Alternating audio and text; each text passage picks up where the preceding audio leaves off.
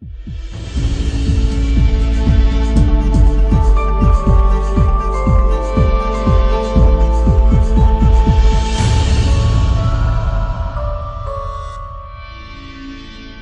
você pode abrir a sua Bíblia comigo no livro de Tito?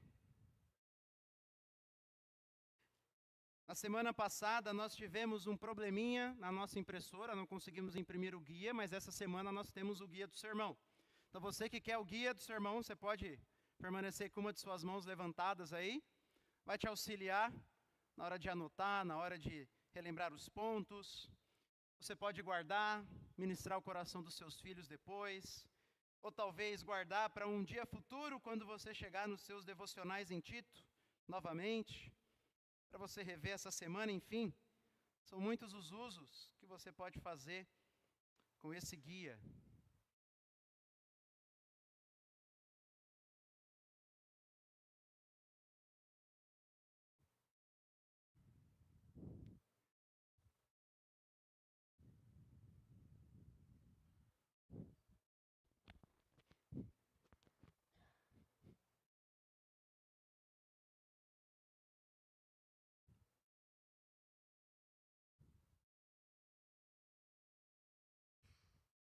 Aí.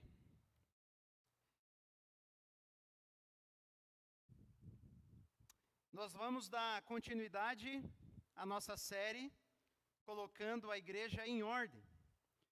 E na semana passada, nós vimos a introdução dessa carta.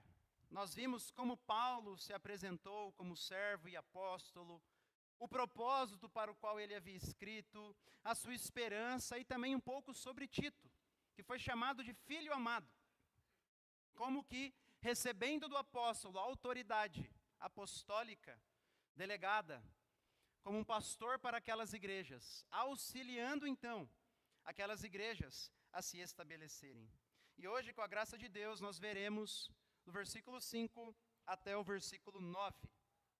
Tito, capítulo 1, versículo 5 até o versículo 9, diz assim a palavra do Senhor. Foi por esta causa que deixei você em Creta, para que pusesse em ordem as coisas restantes, bem como em cada cidade constituísse presbíteros, conforme prescrevia você. Alguém que seja irrepreensível, marido de uma só mulher, que tenha filhos crentes, que não são acusados de devassidão e nem são insubordinados. Porque é indispensável que o bispo, por ser encarregado das coisas de Deus, seja irrepreensível, não arrogante, alguém que não se irrita facilmente, não apegado ao vinho, não violento, nem ganancioso. Pelo contrário, o bispo deve ser hospitaleiro, amigo do bem, sensato, justo, piedoso, deve ter domínio de si, ser apegado à palavra fiel que está de acordo com a doutrina, para que possa exortar pelo reto ensino e convencer os que contradizem este ensino. Até aqui, a leitura da palavra do Senhor. Bom, desde que o mundo é mundo, os seres humanos, eles se reúnem em pequenos ou grandes grupos. Grupos de afinidade, grupos para lazer, seja um grupo de um partido político, ou de uma ONG, ou até mesmo a torcida de um time. Pessoas sempre se uniram por algo em comum, por um desejo em comum, por um valor em comum, enfim, por diferentes motivos. E onde existe uma comunidade ou um grupo de pessoas unidas, existem líderes. A ONG tem os seus líderes, o município tem os seus líderes, o estado, o país, até o grupo da esquina, pequenininho, por menor que ele seja, ele tem que ter líderes sobre eles, faz parte. E na igreja não é diferente. Deus decidiu instituir sobre as igrejas locais, sobre o seu povo que se reúne localmente, líderes sobre essas igrejas, aos quais esse texto chama de presbíteros ou bispos. E as igrejas lá na ilha de Creta, como eu falei, é uma ilha, elas eram muito novas, eram relativamente novas. E E ao que parece, o texto indica que elas não tinham nem pastores. Então é por isso que o primeiro pedido que Paulo faz para Tito era para que em cada cidade daquela ilha, em que haviam crentes, deveriam ser instituídos presbíteros naquelas igrejas. Uma igreja precisa de pastores, precisa do ofício de presbítero. E Paulo, então, nesse texto, ele vai auxiliar a Tito em como ele deve fazer isso. Como que ele deve dirigir aquelas igrejas para terem presbíteros e escolherem os seus pastores. Então, daqui nós vemos que o ofício pastoral, os líderes espirituais de uma igreja, eles são essenciais e muito importantes para a saúde de uma igreja. Por isso que Paulo está tão preocupado com as qualificações desses homens. Porque uma igreja, para ela ser saudável, ela precisa de líderes saudáveis, de pastores saudáveis. A igreja é, em parte, formada à imagem dos seus pastores. Se o pastor é doente, provavelmente a igreja vai ser doente. Se o pastor é negligente com o caminho do Senhor, provavelmente ele vai gerar uma igreja negligente com o caminho do Senhor. Agora, se é um pastor, um líder segundo a vontade do Senhor, muito provavelmente ele vai dirigir a igreja nos caminhos do Senhor. Então a liderança da igreja é muito importante. Por isso que Paulo aqui vai dar várias características e qualificações de quem Tito deveria ajudar aquelas igrejas a escolherem como pastores. E o texto está dividido em 4 partes. Na primeira parte nós veremos a tarefa de Tito. Na segunda parte nós veremos o que são presbíteros. Na terceira parte nós veremos o que fazem os presbíteros. E por último nós veremos quem pode ser presbítero de uma igreja. A tarefa de Tito, o que são os presbíteros, o que fazem os presbíteros e quem pode ser presbítero em uma igreja. Então vamos começar pela tarefa de Tito. Lá no versículo 5 nós lemos assim: foi por essa causa que eu deixei você em Creta, para que pusesse em ordem as coisas restantes, bem como em cada cidade constituísse presbíteros, conforme prescrevi a você. Nós vimos que é desse versículo, esse é o versículo chave de toda a epístola de Tito. E é daqui que nós tiramos o título da nossa série.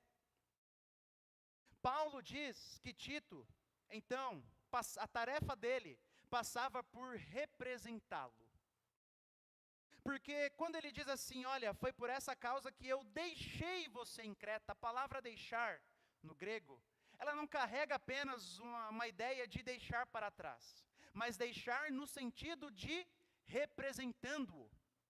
Então Paulo deixou Tito para que ele pudesse continuar a tarefa do apóstolo, de estabelecer igrejas.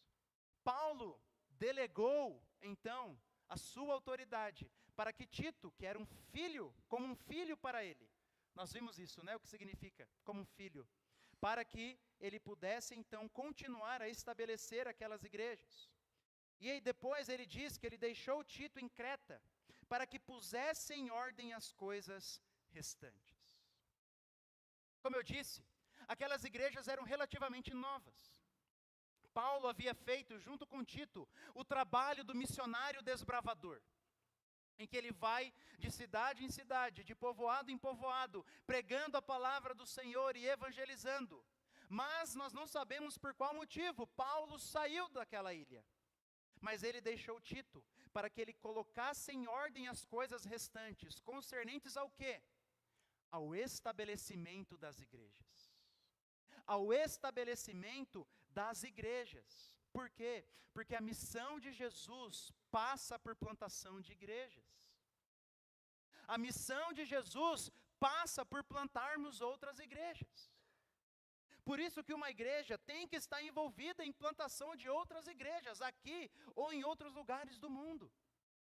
Porque o Senhor Jesus nos chamou a fazer o quê? Discípulos. Discípulos.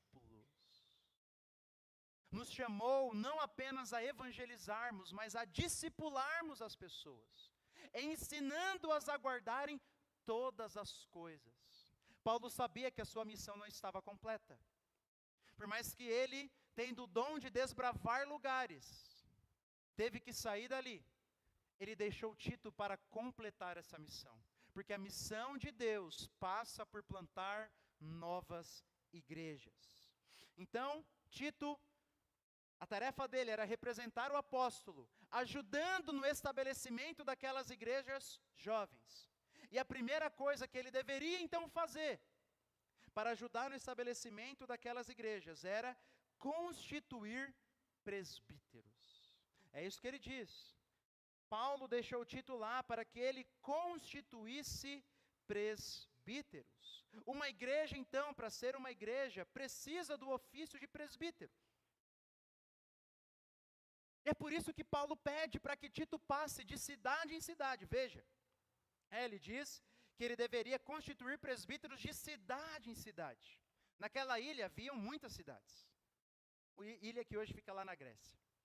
E Tito deveria passar por cada uma delas, ajudando aqueles irmãos na constituição de presbíteros. E aqui a gente tem uma pergunta que a gente faz para o texto. O que significa constituir? Porque algumas pessoas pensam que Tito ia naquelas igrejas e ele mesmo apontava o dedo e escolhia, esse vai ser e esse vai ser. Mas parece que não é bem esse o ensino bíblico do Novo Testamento. Eu queria pedir para os irmãos abrirem as suas Bíblias em Atos. Volta aí, suas Bíblias, deixa o seu dedo no livro de Tito. Mas abra comigo aí em Atos capítulo 14. Versículo 23, que fala sobre uma das missões de Paulo e Barnabé.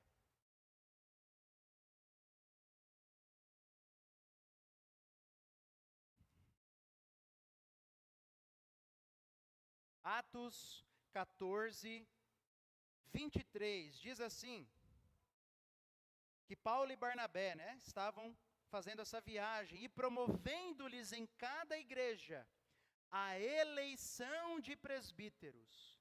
Depois de orar com jejuns, os encomendaram ao Senhor em quem haviam crido. Então veja bem o início do versículo 23. E promovendo-lhes em cada igreja a eleição de presbíteros. Pode voltar lá para Tito. Então, o que é que quer dizer a palavra constituir? Ela não está ensinando que Tito deveria escolher os presbíteros das igrejas sem a participação delas. Uma igreja tem que votar nos seus pastores. Uma igreja tem que escolher e eleger os seus pastores. E é por isso que quem escolhe ou ordena pastor é a própria igreja. É a própria igreja. Uma igreja, ela tem que decidir quem vai ser ou quem vão ser os pastores sobre elas. Não é porque alguém foi pastor ou ordenado pastor em uma igreja e vai para outra que ele é automaticamente pastor naquela igreja. Ele precisa ser eleito pela igreja. É a igreja que ordena, que escolhe o seu pastor, porque o ofício pastoral, ele é ligado a uma comunidade local. Pastor, pastoreia. O ofício pastoral está intrinsecamente ligado a uma igreja local. Em muitas denominações, instâncias acima das igrejas, como bispos ou outras, escolhem qual pastor vai para qual igreja. Isso não provém das Escrituras. A própria igreja tem que ser parte ativa na escolha daqueles que serão pastores sobre ela. E um pastor só se torna pastor de uma igreja quando a igreja vota, reunida e o elege, como nós vimos ali em Atos 14, 23. Um presbítero, ele tem que ser eleito pela igreja. Os irmãos têm que reconhecerem o ministério deles na comunidade local. Então parece que era isso que Tito deveria fazer. Talvez Tito iria ensinar isso para as igrejas. As igrejas iriam apontar quem tinha aquela característica e Tito então iria ordenar esses irmãos ao ministério. Mas o que tem que ficar claro é que a igreja local é parte ativa disso. por mais que o texto aqui não deixe explícito, nós sabemos, por outros textos do Novo Testamento, que a igreja tem que ser parte ativa sobre quem pastoreia sobre ela e sobre quem serão seus presbíteros ou pastores. Então era isso que Tito deveria fazer. Representar o apóstolo Paulo, ajudando aquelas igrejas a se estabelecerem e auxiliá-las na ordenação de presbíteros. Mas agora nós entramos no segundo ponto. O que são presbíteros?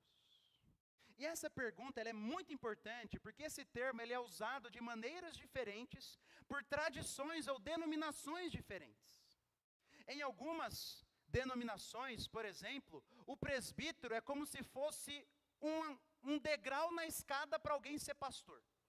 Então começa como obreiro, aí vira diácono, não sei qual é a ordem, tá? Estou aqui falando, né? Começa como obreiro, diácono, presbítero, evangelista, pastor e o suprassumo, o bispo. O bispo.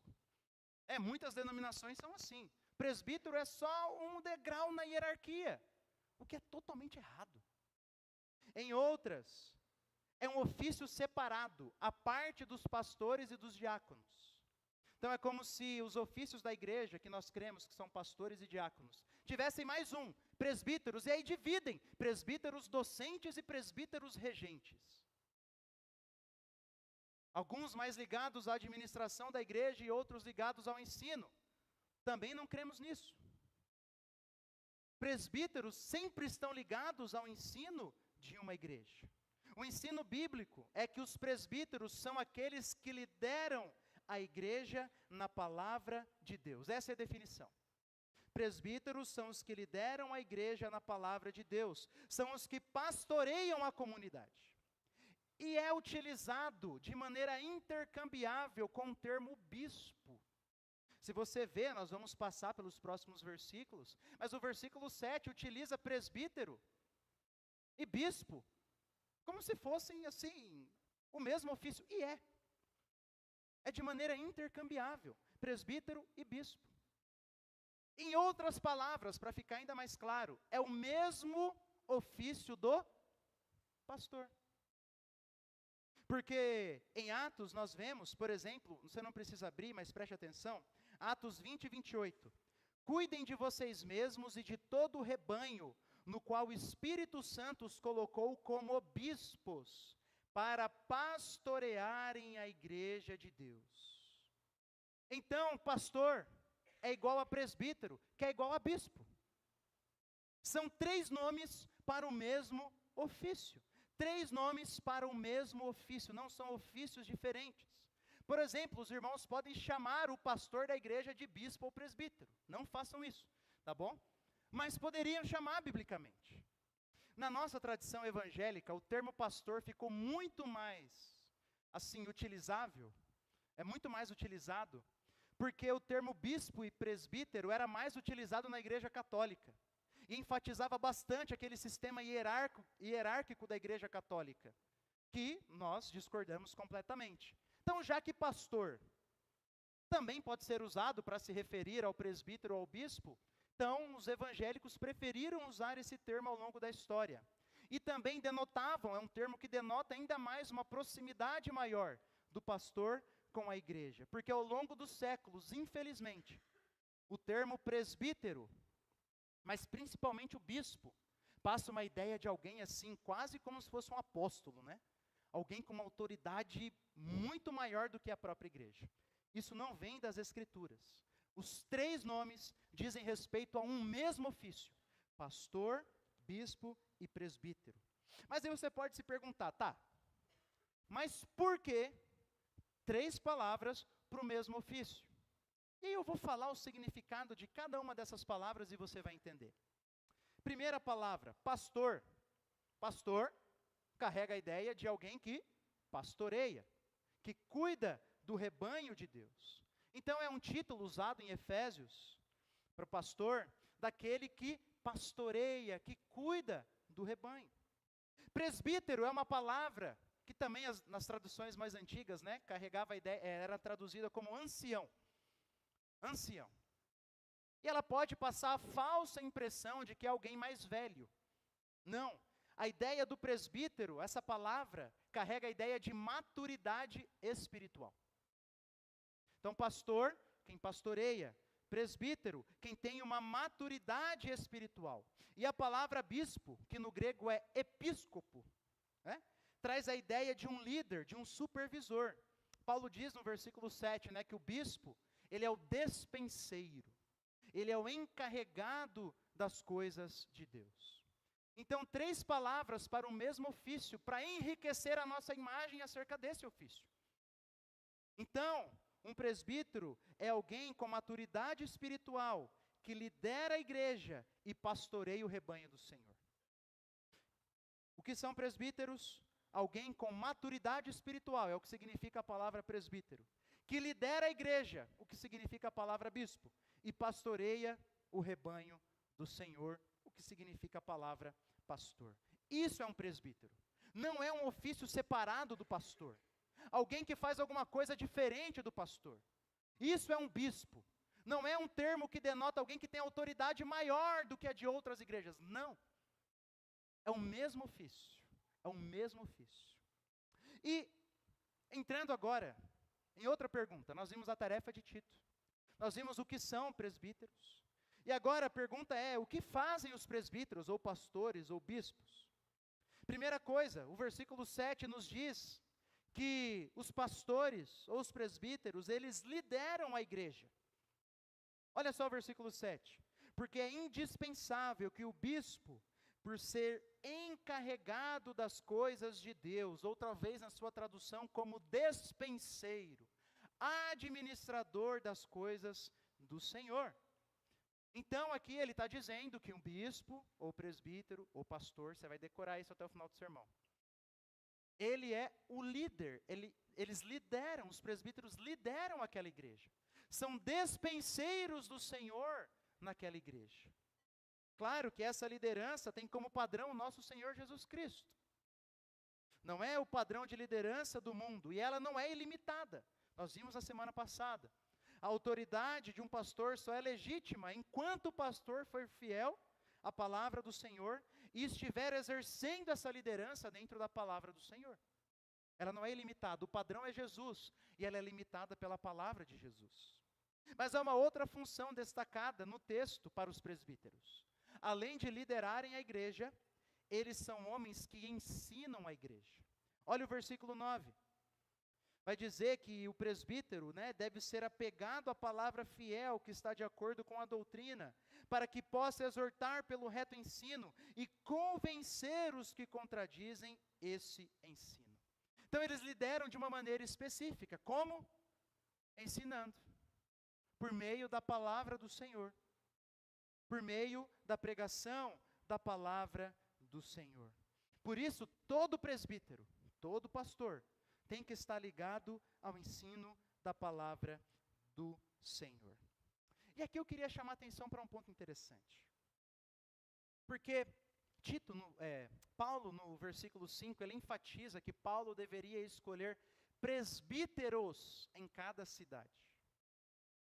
Pode ser que Paulo está pensando em várias igrejas pequenas com um pastor por igreja, mas quando nós olhamos para o Novo Testamento, nós vemos que, de maneira geral, é sempre preferível que uma igreja tenha presbíteros, no plural. Presbíteros. Nós vimos lá em Atos 14, 23.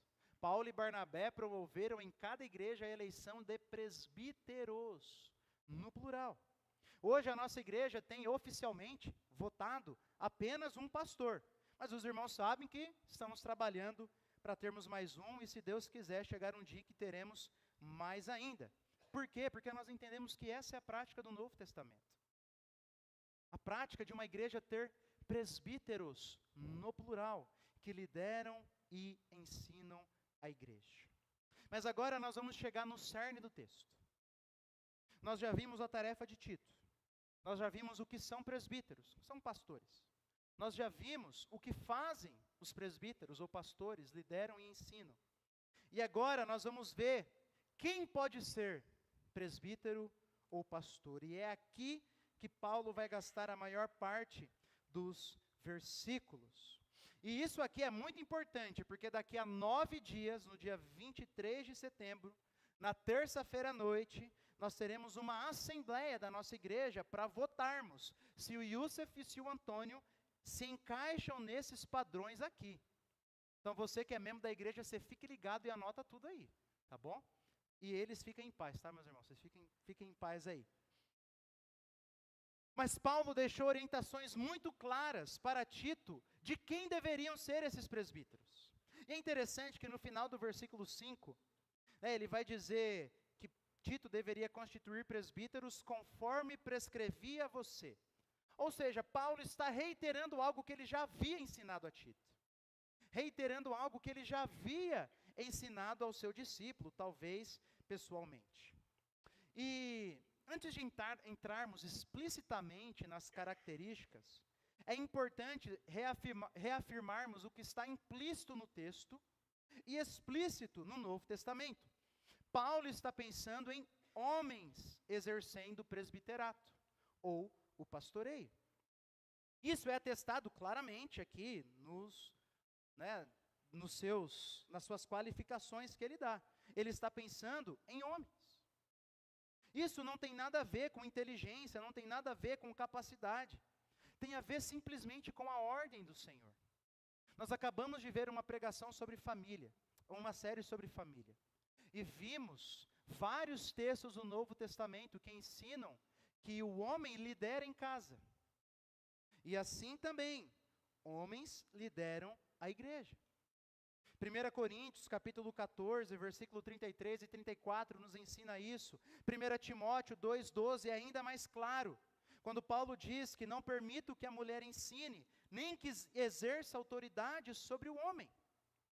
Ou seja, o ensino autoritativo, quando a igreja está reunida em culto, deve ser feito por um homem. E um homem específico, não é qualquer homem. Por homens específicos, nos quais Paulo vai falar agora.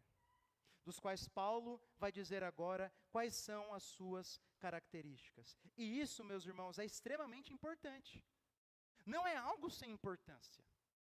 A primeira coisa que Paulo pede, para que Tito colocasse aquelas igrejas em ordem, foi escolher pastores, segundo algumas características bem definidas.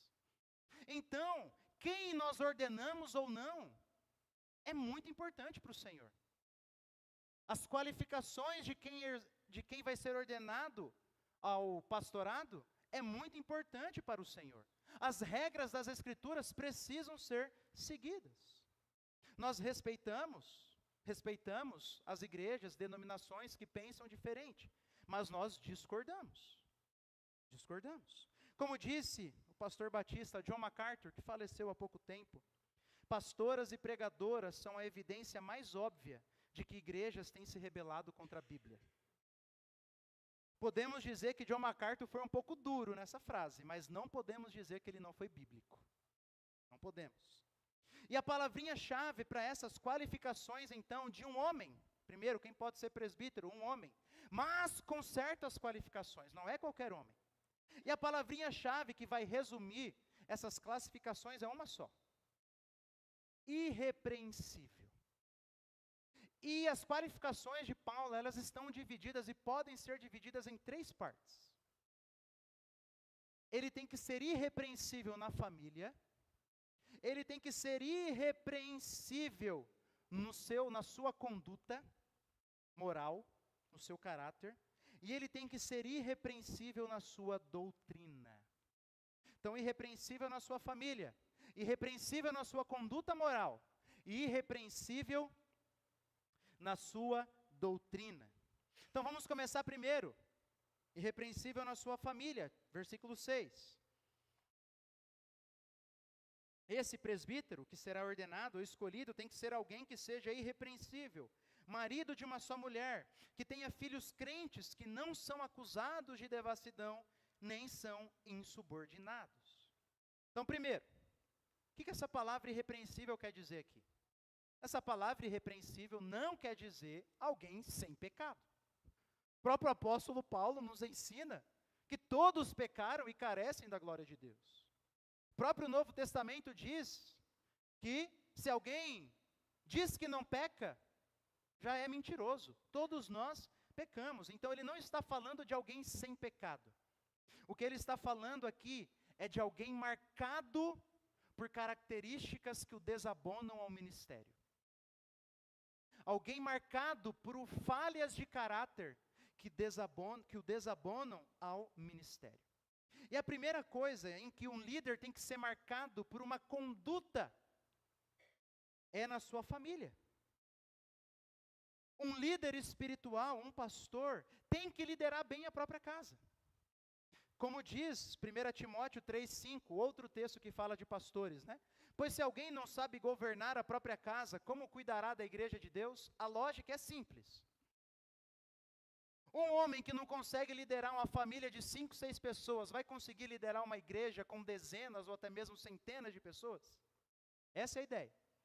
Esse é um dos princípios por trás. Então tem que ser alguém que lidere bem a sua própria casa.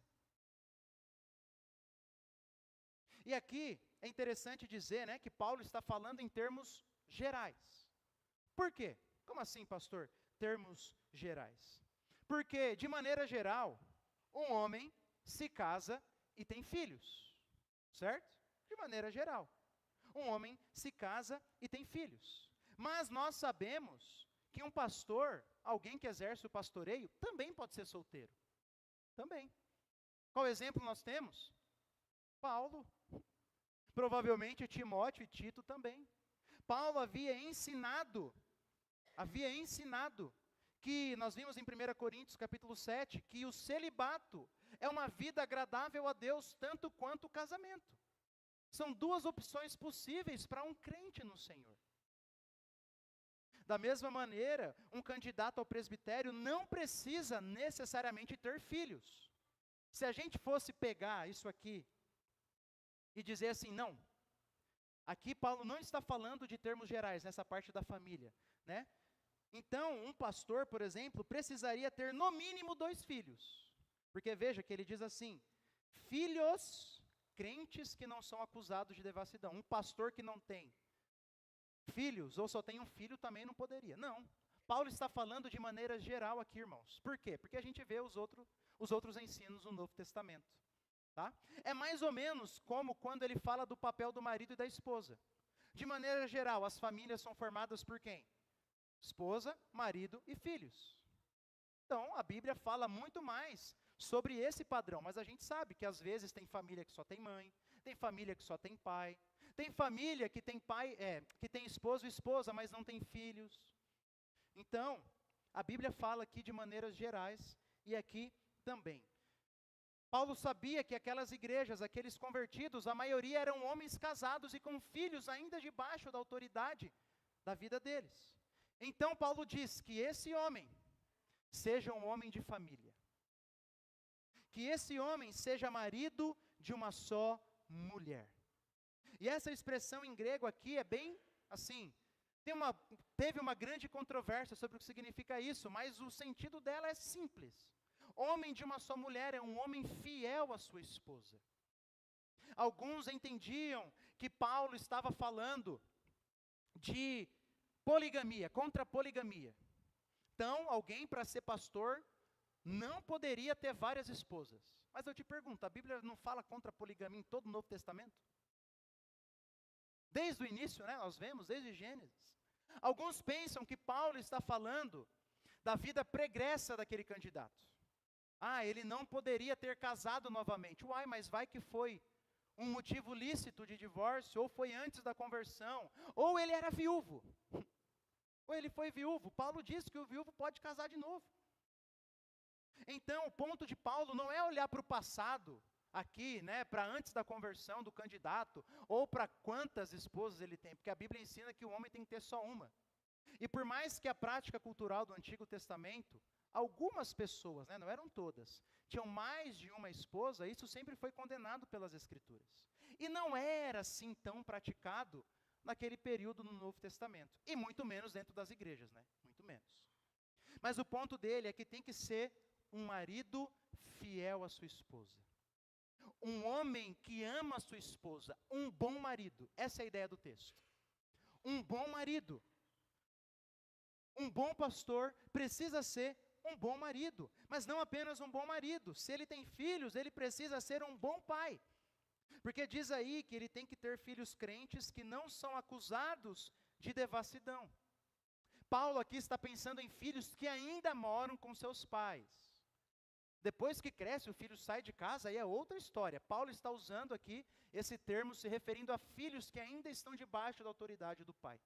E esses filhos têm que serem criados nos caminhos do Senhor. Filhos crentes não significa que Paulo não está pedindo que tem que ser filhos regenerados. Porque a salvação vem do Senhor. Pastor nenhum, homem nenhum controla a salvação dos seus filhos. Mas ele tem que criá-los nos caminhos do Senhor. Criá-los nos caminhos de um crente no Senhor. Esse é o ponto. Tem que ser um bom pai. Um bom pai. Se os seus filhos estão debaixo da sua autoridade, eles não podem ser acusados de devassidão, de viverem uma vida assim desregrada. E também não serem marcados por uma insubordinação. Tem que respeitarem a autoridade dos seus pais. Tem que respeitar a autoridade do seu pai. Então, se o candidato ao presbitério for casado e tiver filhos, ele tem que ser um bom marido e um bom pai. Liderando espiritualmente a sua casa, amando a sua esposa e os seus filhos, e criando eles nos caminhos do Senhor. Sabe aquela ideia de que o primeiro ministério de um pastor é a sua própria família? Vem desse texto, vem daqui. Antes de qualquer qualificação, um homem precisa, um presbítero, um pastor, precisa cuidar da sua própria família. E aqui eu queria fazer uma aplicação para os homens. Lembre-se, homens, que esse padrão aqui não é exigido só dos pastores, é exigido de cada crente. A única coisa que não é exigido de todos os homens está lá no final, no versículo 9, que nós vamos ver. O resto é exigido de todos os crentes, e aqui eu vou falar especificamente aos homens, já que é que quem Paulo está pegando no pé aqui. Você tem liderado, homem, sua casa nos caminhos do Senhor? Lembre-se, isso aqui não é só para candidatos ao pastoreio. É para você, crente. Você tem pastoreado o coração da sua esposa, orado com ela, auxiliado ela a se tornar mais parecida com Jesus. Se alguém perguntasse à sua esposa, olha, teu marido poderia ser um candidato ao pastoreio? Teu marido te lidera espiritualmente, te incentiva a orar, te incentiva a frequentar e servir a igreja, te incentiva a ser mais parecida com Jesus e busca isso ativamente? O que será que a tua esposa responderia? Isso aqui, eu vou repetir, não é só para pastor, é para todo homem crente. Todo homem crente. Você tem criado os seus filhos, pais, que ainda têm seus filhos debaixo da sua autoridade, na disciplina do Senhor, no caminho do Senhor, você os pastoreia, você faz o seu culto familiar. Você tem crescido em fidelidade à sua esposa. Você tem crescido em fidelidade à sua mulher. Existem talvez relacionamentos, músicas, séries, padrões de comportamento que você precisa mudar para que você cresça em ser o marido de uma só mulher. Vou repetir, isso aqui é algo que a Bíblia pede para todo crente, para todo homem. Você, marido, precisa liderar a sua esposa e amá-la. E você, pai, que também é pai, precisa liderar os seus filhos no caminho do Senhor. Porque é isso que todo crente maduro faz. O ponto de Paulo é assim, olha, Tito, pega os homens maduros da igreja e faça uma peneira. Essa é a ideia. Pega aqueles que estão seguindo realmente o Novo Testamento. Comece por esses aí. E ele começa então por homens de família, que pastoreiam as suas esposas e pastoreiam os seus filhos. Mas ele continua. Depois de falar que tem que ser irrepreensível em sua família, ele tem que ser irrepreensível em seu caráter ou na sua maneira de viver a moral. Eu vou repetir aqui porque Paulo repete no versículo 7. Olha só, porque é indispensável que o bispo, por ser encarregado das coisas de Deus, seja irrepreensível. A ideia, mais uma vez, não é de alguém sem pecado. Se fosse assim, Pedro já estava desqualificado há muito tempo, né? Paulo ou Barnabé também, porque a gente não sabe direito quem foi o culpado da briga entre os dois. E nem vamos falar dos outros apóstolos. O texto não está falando de uma queda específica. Ele está falando de irrepreensível em sua vida e conduta moral. Um pastor não pode ter fraquezas morais evidentes, fraquezas de caráter evidentes que possam trazer escândalo para a igreja. Escândalo para a igreja do Senhor. Por isso que o processo de escolha de um candidato pastoral precisa ser cauteloso e precisa envolver a igreja. Quem é que sabe se aquele homem realmente cumpre esses requisitos? É os professores do seminário? Claro que não. Quem é que sabe? É gente da igreja. É gente da igreja que está vendo como esse candidato trata a sua esposa, trata os seus filhos, lida com as situações. Por isso que é a igreja que reconhece, irmãos. Por isso que é um processo cauteloso. É um processo que leva algum tempo. Porque Paulo está pensando aqui na reputação daquele homem.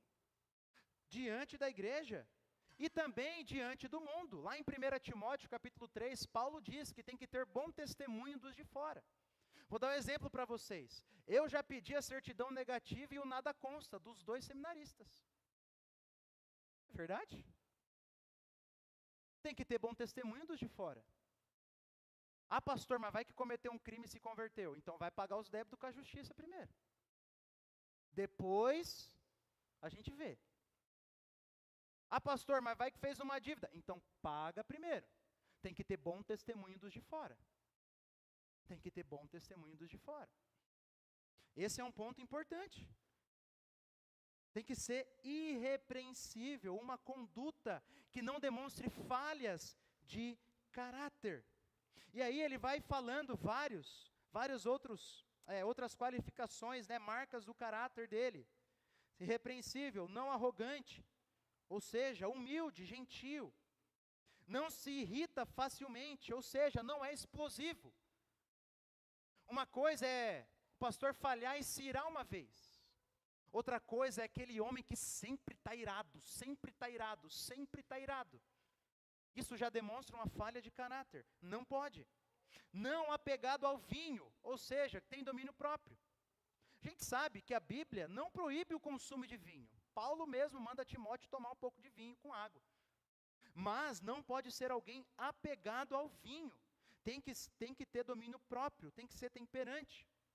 Não pode ser violento em palavras ou ações. Alguém que fica brigando. Não ganancioso, ou na tradução mais antiga, né? Não cobiçoso de torpe ganância. Ou seja, ele não está atrás de lucros indevidos. Ele não quer se enriquecer às custas dos irmãos. Ele não tem assim aqueles negócios meio duvidosos para ganhar mais dinheiro. Ainda bem que todos os pastores do Brasil são assim, né? Tem que ser alguém, misericórdia, alguém falou, graças a Deus, isso aí, é misericórdia. Tem que ser alguém hospitaleiro. Isso faz todo sentido, irmãos, porque naquela época as igrejas eram em casas. Aí tinha um irmão, por exemplo, que não gostava de receber a igreja em casa. Paulo está falando, esse não vai ser pastor não. Não quer abrir a casa dele para os irmãos? Tem que ser hospitaleiro.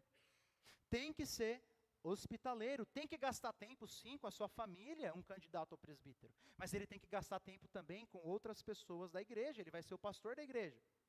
Tem que ser amigo do bem. Ou seja, que ama coisas boas e faz o bem.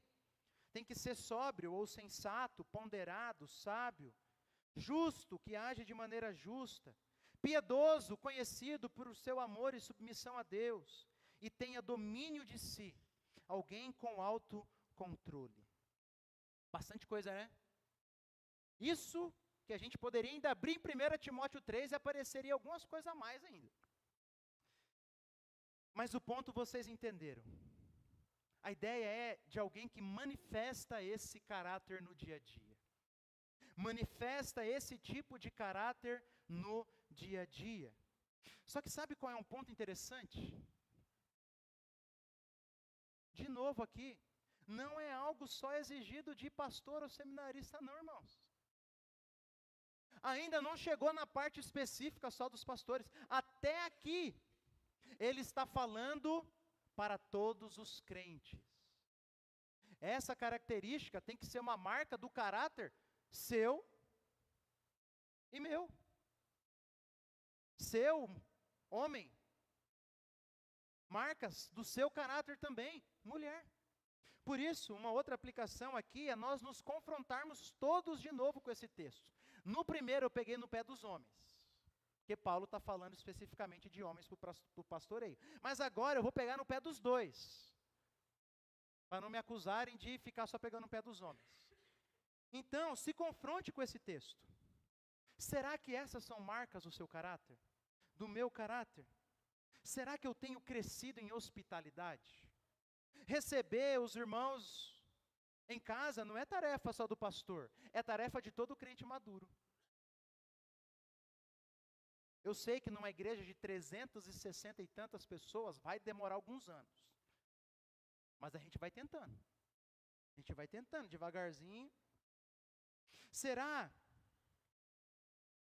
que você é conhecido por ser alguém irascível ou grosseiro? Alguém que as pessoas falam, isso aí é grosso mesmo, é grossa mesmo.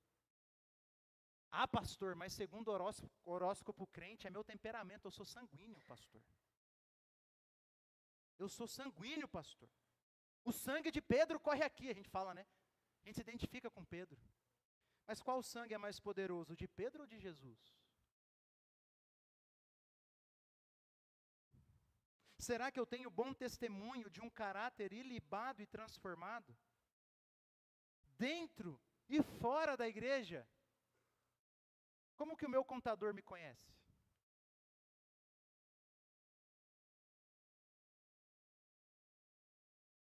Como que eu sou conhecido no meu trabalho? Como que eu sou conhecido na minha escola? Será que eu sou conhecido por alguém que tenha um bom caráter? Claro, às vezes nós temos má fama por falsas acusações, porque seguimos a Jesus. Aí está tudo certo. O nosso galardão é grande de Jesus. Agora, outra coisa é sermos atacados realmente por falhas de caráter. Será que você pode ser apontado como uma pessoa piedosa? Uma pessoa que as outras pessoas olham e falam, esse aí ama o Senhor. Essa aí ama o Senhor.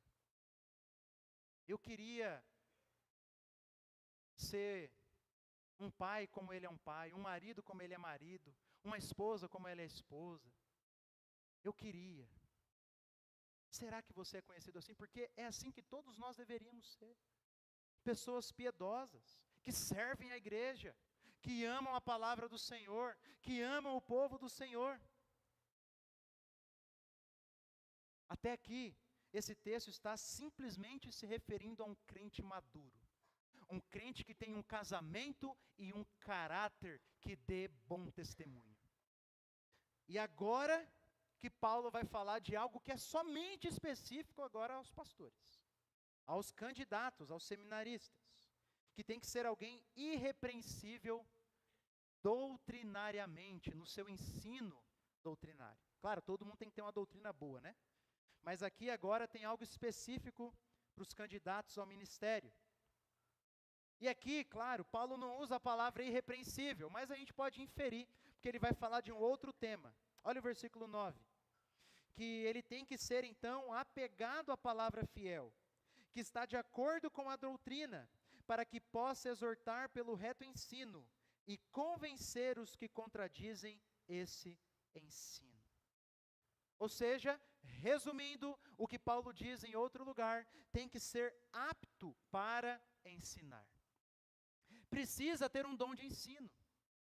Talvez quando Tito fosse falar com as igrejas e dizer assim, olha, tem que ser esse tipo de homem. As igrejas escolheriam ali alguns homens, uns bons homens. Mas aí agora chega na terceira parte, tem que ter o dom do ensino. Aí nem todos têm o dom do ensino, nem todos são chamados à vocação pastoral. Se fosse por caráter, nós temos muitos homens maduros espiritualmente. Os diáconos, por exemplo, têm que ser reconhecidos por maturidade espiritual. Outros homens da igreja, homens como o irmão Cândido, são conhecidos por sua piedade e maturidade espiritual. Mas pode ser que não foram chamados ao ministério, e está tudo bem. Deus chama uns para uma coisa, Deus dá o dom de outros para outra pessoa, e assim por diante. Por isso que para exercer o pastoreio, a pessoa tem que ter o dom do ensino. Tem que ser apegado à palavra fiel, que está de acordo com a doutrina. Ou seja, tem que ter fidelidade doutrinária. Qual doutrina? A doutrina dos apóstolos, a doutrina bíblica. E também precisa ter a capacidade de ensinar. Ele fala, para exortar pelo reto ensino e convencer os que contradizem este ensino. Então o pastor prega e ensina. Ele deve conhecer a palavra de Deus, ter profundidade doutrinária e a capacidade de explicar aos outros. Talvez você já tenha visto homens que eram maduros, bons maridos, bons pais, candidatos ao ministério, mas que quando ensinavam, você não entendia nada. Está tudo bem, irmãos, ele está testando, está tudo bem. Faz parte, para a gente saber se tem um dom do ensino, a gente tem que testar. Mas alguém que você escuta falando e não entende nada, provavelmente não foi chamado ao ministério. Tem que ser capacitado para ensinar. Tem que ser capacitado para ensinar. Então, o pastor ou o candidato ao pastoreio precisa ter o dom do ensino. Muitas pessoas podem ser maduras, ter uma fé firme no Senhor, mas não são chamadas ao pastoreio. Tem que ser alguém com essa vocação, com um dom especial dado por Deus, de ministrar a igreja, de ensinar a igreja. E é por isso que a igreja tem que investir e obrigar o pastor a estudar. Graças a Deus a IB faz isso. Ela investe no nosso estudo. Agora, se um dia passar um ano, estou fazendo uma pós agora, passar um ano, 2 anos, os irmãos têm que chegar aí, pastor, e aí, vai fazer o que agora? Tem que continuar estudando, tem que continuar. Infelizmente não é realidade de muitas igrejas. E aí, o pastor vai esquecendo de estudar, vai estudando cada vez menos, aí começa a ver aquela pregação na mesmice, não tem mais profundidade doutrinária, e a igreja vai ficando rasa. Por quê? Porque se esquece que alguém que é candidato ao presbitério, ou é um pastor, um presbítero, precisa sempre estar se aprofundando na palavra do Senhor. Então, quem pode ser um presbítero? Homens que são marcados por um caráter transformado e maduro, que são conhecedores da palavra de Deus e capazes de ensiná-la aos outros. E agora, eu gostaria de fazer 2 breves aplicações aqui no finalzinho. Primeira aplicação, meu irmão.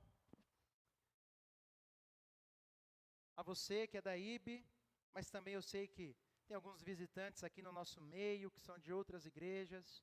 Orem pelos seus pastores. Orem. Orem. Orem por mim, meu irmão. A liderança de uma igreja é difícil e é pesada. É pesada, primeiramente, porque eu não estou pastoreando o rebanho de um fazendeiro, eu estou pastoreando o rebanho do Senhor, a quem um dia prestarei contas, e a palavra do Senhor diz que serei julgado com mais rigor. Os ataques do inimigo são mais pesados, é claro. Uma coisa é um membro da igreja cair em um pecado escandaloso, outra coisa é o pastor da igreja. Não é?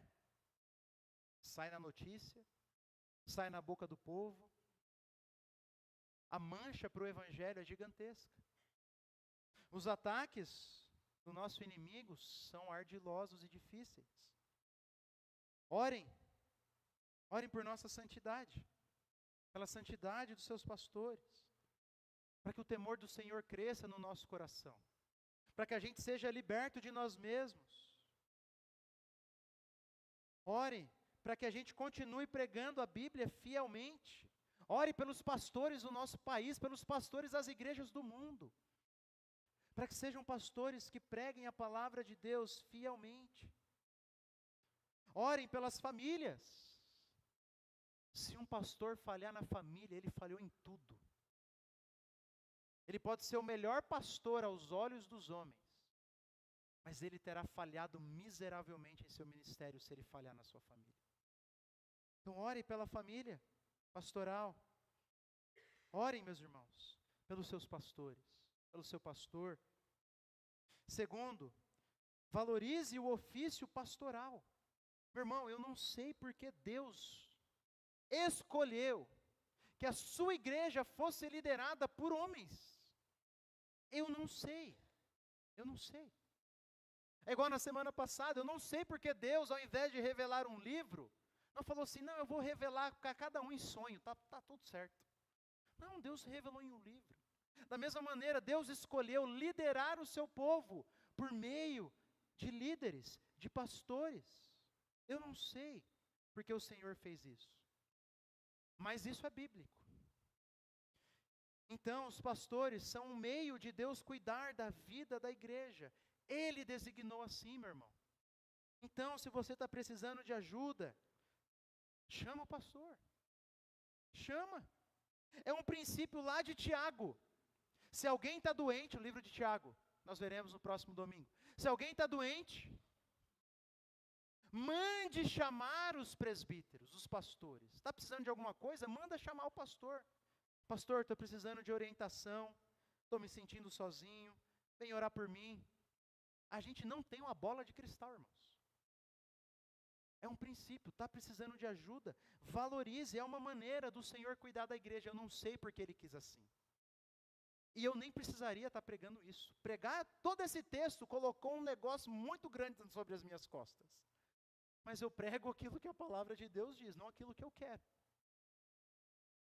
Então valorize o ensino da sua igreja.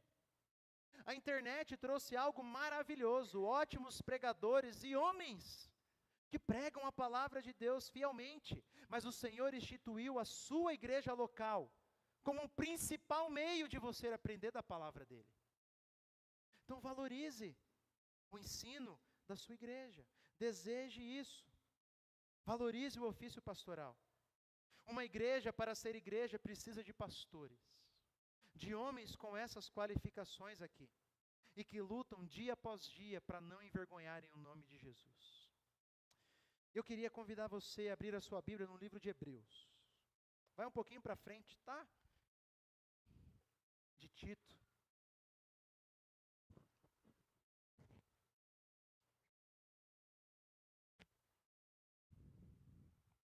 Abre comigo em Hebreus capítulo 13.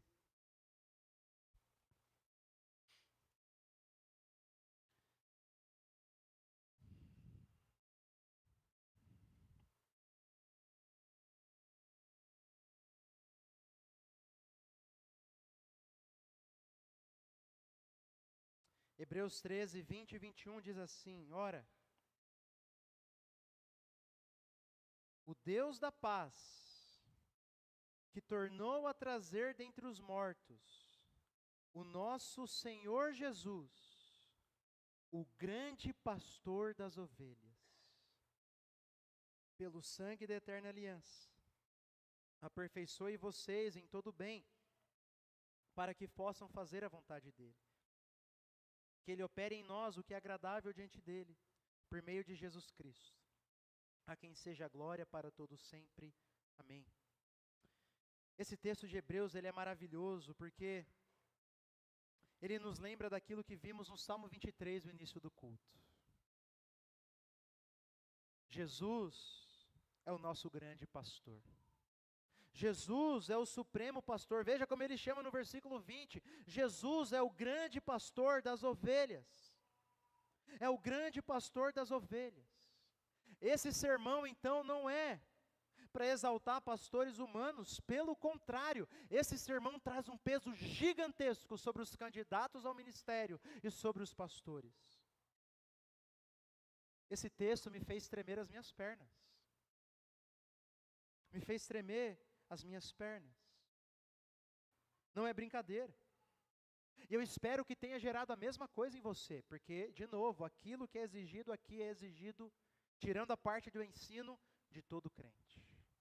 De todo crente. Isso tremeu as minhas pernas, porque quem me designou como pastor foi o pastor supremo. Então eu devo imitá-lo e honrá-lo. E se Jesus é o pastor supremo, todo pastor desse mundo é apenas um subpastor. É apenas um subpastor. O pastor supremo é Jesus. Eu sou humano, eu falho. Eu não posso ter falhas contínuas de caráter. Mas de vez em quando eu falho e posso falhar com você. Mas existe um pastor que nunca falha. O nome dele é Jesus Cristo. Existe um pastor que nunca falha. Os pastores humanos são limitados. Eles não sabem de tudo, eles não podem estar em todos os lugares ao mesmo tempo. Mas tem um pastor que pode. Tem um pastor que sabe tudo, está em todos os lugares, em todo o tempo. Um pastor que não é limitado. E o nome desse pastor é Jesus. E a minha oração é que o meu ministério, o ministério de todos os pastores que passarem por essa igreja, sejam apenas uma flecha apontando para o supremo pastor, para o grande pastor. Ele pagou um alto preço por esse rebanho, meu irmão.